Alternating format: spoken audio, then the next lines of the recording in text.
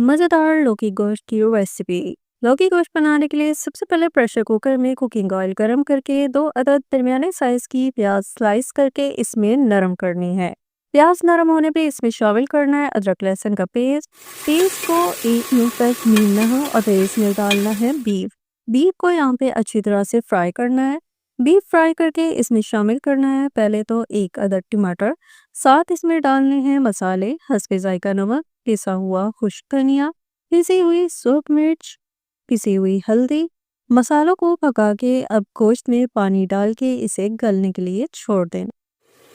गोश्त गल जाने पे इसकी करनी है अच्छी तरह से भुनाई। साथ ही डालनी इसमें साबुत हरी मिर्चें और पिसा हुआ गरम मसाला। थोड़ा सा पकाने के बाद एंड में शामिल करनी है लौकी। लौकी को उबाल के इसमें पानी समेत डालना है।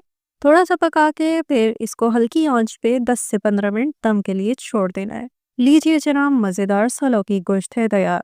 मज़ीद ऐसी रेसिपीज़ के लिए चैनल को सब्सक्राइब करें और वीडियो को लाइक करना मत भूलिएगा।